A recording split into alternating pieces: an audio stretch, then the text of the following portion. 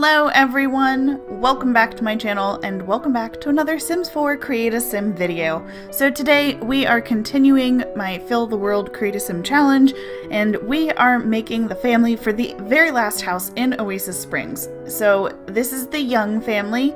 They live in the house called Yuma Heights, which is in the same neighborhood as the Landgrab family. And so first up we have the matriarch of the family, Eileen. So Eileen is an elder, although right now she's not, because in case you didn't know, I prefer when I'm making elder sims right off the bat, I prefer to make them as young adults because then I have a better idea of what their genetic makeup is really like, and that way then when I go to create their offspring actually look like they did as young adults and not so much how they look as elders, because when they go into becoming an elder, their whole body and face and everything really changes a lot. So this way I don't have to change quite so much because I have a general idea of what their offspring will look like. So Eileen is in the entertainer career. She's a very talented piano player. She's at the very top level of that career in the piano branch. I don't know. Is there a piano branch? I don't know. But in any case, I ideally would like her to be retired. However, I realized after I uploaded this family to the gallery, I forgot to make her retired. So she's still working away. Whoops. Sorry, Eileen. But yeah, so she has 10 piano skill points and 8 violin skill points. She's very musical. Her aspiration is to do the musical genius aspiration, whatever that one is. So she's very talented. She's a very skilled musician. She's worked really hard her entire life and practices a lot. And she has a beautiful baby grand. Is it a baby grand? It's probably a baby grand. Piano in her living room that she practices on. And yeah, so she's not just, a musician. She also is pretty talented when it comes to like baking and comedy and cooking and parenting, and she even has a little bit of writing skill too. So yeah, she's very talented, but she's had a lot of tragedy in her life. Her dear husband has passed away, and both of her sons and their spouses have all passed away as well. So as a result, she lives with her 4 grandchildren, or rather, the 4 grandchildren live with her in her house. So we'll see them here in just a couple of minutes. But yeah, so basically after her sons and daughters-in-law passed away, she took in the 4 grandkids, even though 2 of them are young adults. Losing that many people in your family, I mean, their family literally shrunk in size by like 50%. So the 2 young adults, I think, just feel like they need to be there for their younger siblings. And, and their grandma too. I mean, losing your husband and 2 of your children and their spouses, like, her husband passed away before her children did. But even still, that's a really hard thing to go through. So this way, they all get to spend time with grandma and hang out with her. And she loves her grandchildren. She loves being a grandma. She loves spending time with all of them, even the one that she doesn't quite get along with as well as the others. She loves all of them. She's got 8 parenting skill points, and she's just very dedicated to her family and, being that like emotional support person for them because, she lost her children, but they lost their parents, and basically it's not a good situation for anyone. So up next, as I briefly made her 2 sons. I didn't even bother giving them names, unfortunately. So that way then I would have somebody who I could like genetically tweak. Yeah, I don't know what I did to his nose there. I fix it, but I clicked on something and all of a sudden his nose just like popped and I couldn't get it to go back. But like literally even doing the undo did not work. But anyways, so I used the genetics of her 2 sons to create the 4 grandchildren so that they actually, genetically would match up with their grandma, but not 100% because they're not her kids, they're her grandchildren. So, first up we have Betsy.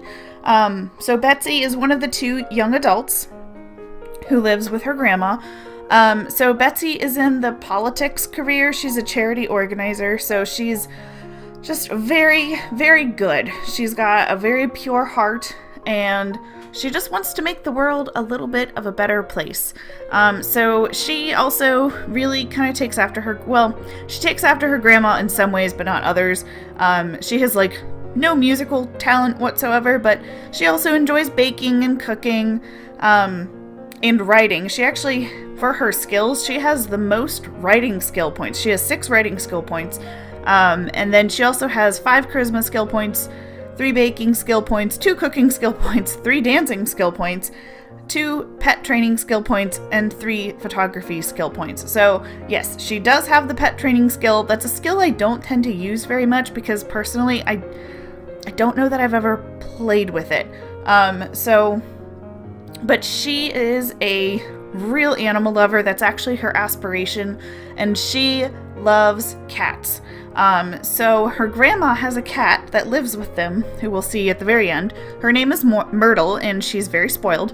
But Myrtle is Betsy's closest ally in the house. Betsy in general likes pretty much everybody because she's just, she's just a good person. There's no getting around it. Again, and despite all of the bad things that have happened to her in her life with losing her parents and her grandpa, she still manages to be like this generally cheerful, optimistic person. She is also a bookworm. So in her bedroom in the house, her bedroom is the light blue colored bedroom, which is why a lot of her outfits, I tried to match the general color scheme of each of the 4 grandkids to the bedrooms that they're in, so it would be easier for you guys to figure out like where they would be living if you're gonna play this family. So Betsy has the light blue bedroom, which is actually that bedroom, well, aside from the master, which is on the top floor of the house, that bedroom is one of the larger bedrooms. But what's interesting is that it's a larger bedroom, but it doesn't actually have its own ensuite bathroom. So unfortunately, Betsy has to share a bathroom with her younger brother, who also has a very large bedroom. But her bedroom also has a lot of like books, and she enjoys spending time reading and hanging out with cats and just hanging out with her family. She's really close with everybody. Like I said, she has not as strong of a relationship with her brother, which we'll get to that in a minute. But she and her cousin Tina are really good friends as well, and she gets along well with her cousin Craig, who is Tina's younger brother. So yeah, she's just a generally pleasant, nice, and easygoing kind of person. So a lot of her outfits, as I said before, are kind of in like a blue to a green color palette. She's very like stereotypically feminine in most of what she wears. She wears like a lot of dresses and skirts and either heels or wedge heels. I think she might have flats in one outfit. I don't remember. But outside of her athletic wear, you don't really see her, like, she's not a pants person. She likes pretty dresses, and she's kind of like a real life Disney princess in some ways. Not gonna lie, that was a little bit of my inspiration for her, because everything is just wonderful and magical to her, despite all of the not wonderful and magical things that have happened in her lifetime.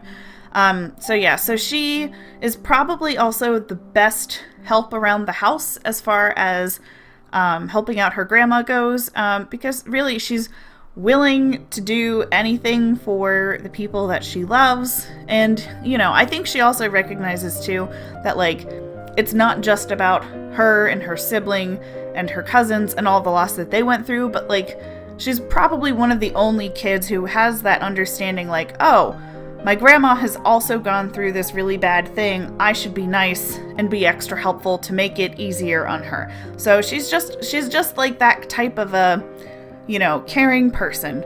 So up next is Betsy's younger brother, Andrew. So Andrew is a teenager. He currently has a D in high school. I'm sorry. Is it high school? Yeah. I don't know why. I wrote down grade school in my notes. It's not grade school. He's a teenager. He's in high school.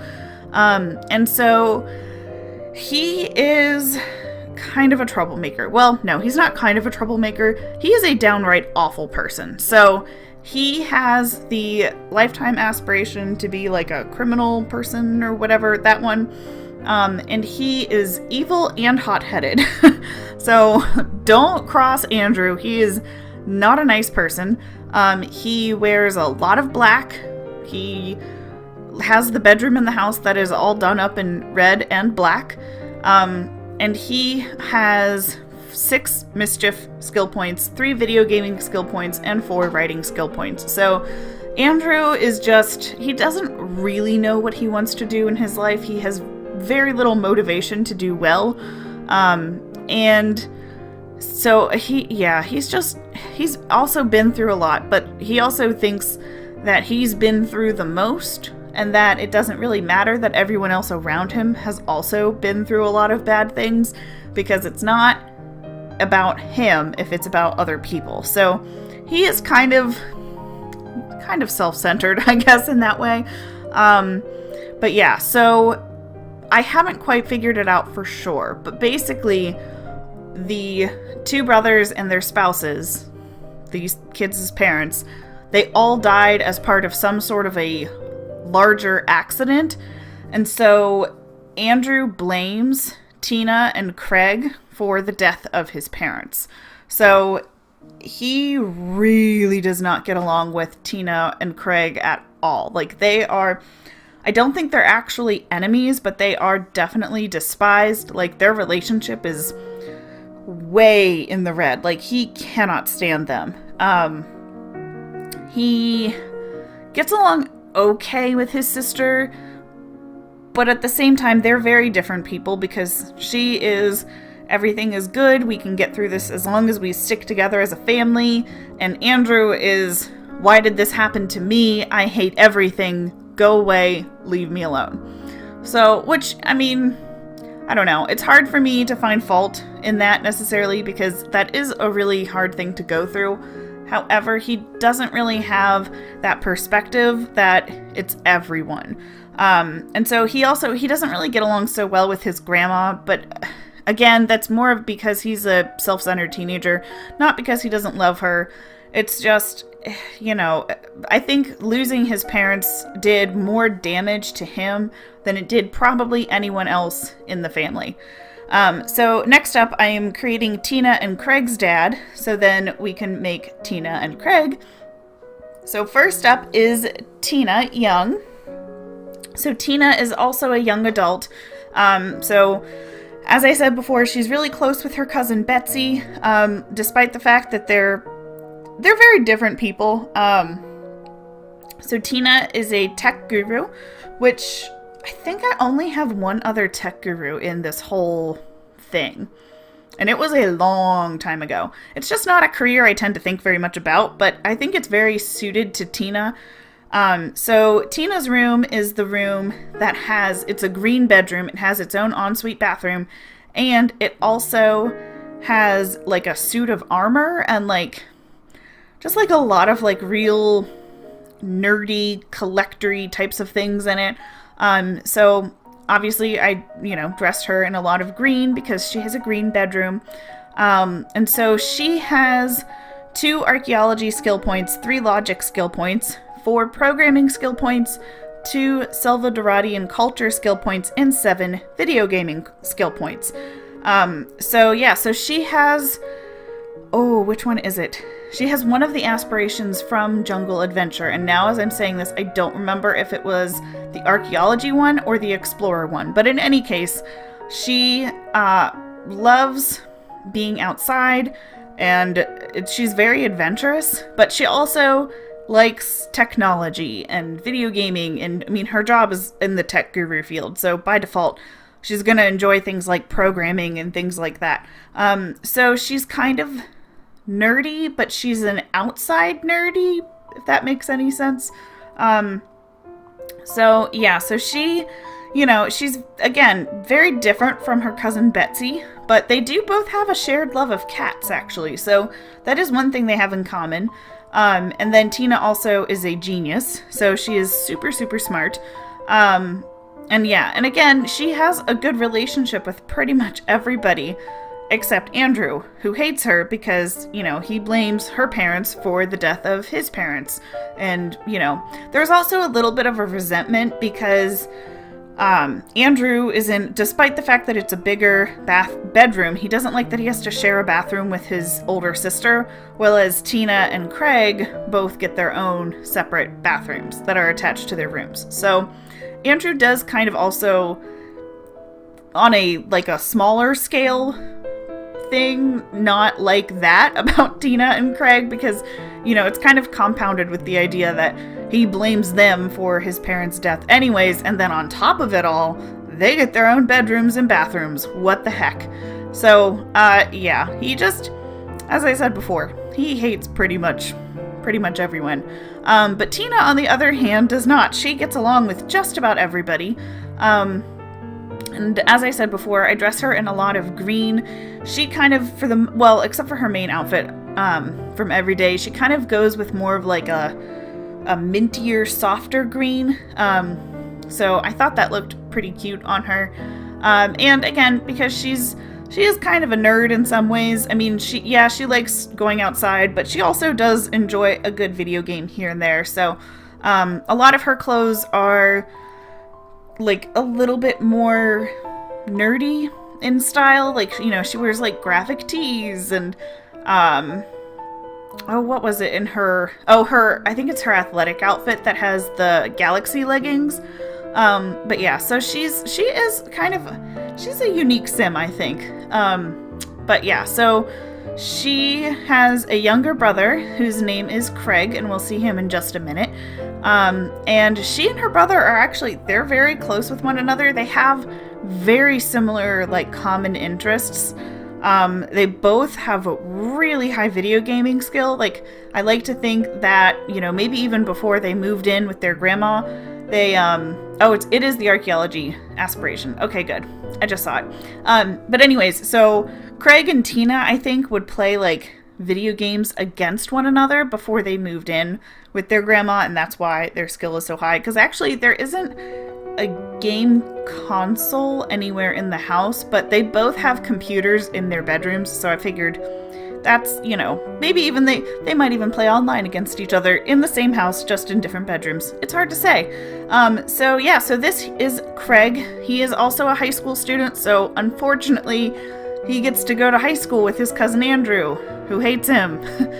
Sorry. Yeah, so, but Craig is very different from Andrew, and he is an A student in high school as opposed to a D student like Andrew. And he is super nerdy. He's a perfectionist. He has 2 handiness skill points, 2 programming skill points, 2 rocket science skill points, and 6 video gaming skill points. So while his older sister likes all of the technology things, she also likes going outside. Craig does not have that shared trait at all. He is very much an indoor person, and he has a lot of, like, toy boats and cars and planes and things in his bedroom, which I think they're supposed to be, like, children's toys, but I sort of pictured them for him as, like, collector's items, or, like, you know, like, you can make, like, little model airplanes and stuff, like, out of a kit. I sort of think that they're like that for him. So they're not necessarily toys, they're figurines, you know? So, but yes, so Craig is, you know, pretty much your classic geek. But he, you know, again, except for Andrew, he gets along really well with everyone in the house. Maybe not quite so well with Myrtle, but I'd like to think that they just haven't spent much time together yet, and, you know, maybe because Myrtle is, you know, friends with just about everybody in the house, again, except for Andrew, because Andrew hates everyone, and that includes the cat. But yeah, so so I think in time he could become better friends with Myrtle, like everyone else. So yeah, so very, very nerdy in his style. He also wears a lot of green because, just like his older sister, his bedroom has a lot of green in it. really the way that I could tell their 2 bedrooms apart that would be the easiest way is that Tina has a suit of armor in her room while Craig does not. So, and I sort of took that to mean like that maybe she was more interested in things like exploring and finding things in tombs and things like that, whereas Craig does not. Craig does not like any of those things. He prefers to be, you know, behind his computer, playing games, maybe doing some little programming here and there, and all of that sort of thing. And so finally we have the last member of the household, and this is Eileen's favorite cat and her only cat, Myrtle. So Myrtle is super spoiled. She's very fluffy. I do change her breed here. I forget what I changed it to, but it's one of the fluffy ones. I don't know why. I love the idea of like really rich people having very fluffy cats, and I don't know why. But yeah, so she is spoiled and talkative. So yeah, she's basically a little princess. Like if we had a tiara for a cat in this game, she would wear it. So anyways, so that's the young family, and that's the last part of Fill the World Sims, Create a Sim, Oasis Springs. Wow, I butchered that. Anyways, so if you like this family, you can download them on the Sims 4 gallery. The quickest way would be to click on the link below this video, or you could search on the gallery using my hashtag MrsTomato1018 or my username MrsTomato1018. And if you like this video, please give it a thumbs up. I put out a new video every day, Monday through Friday, so if you haven't subscribed to my channel, you can do so down below. And thank you so much for watching, and I will see you all in my next video. Bye!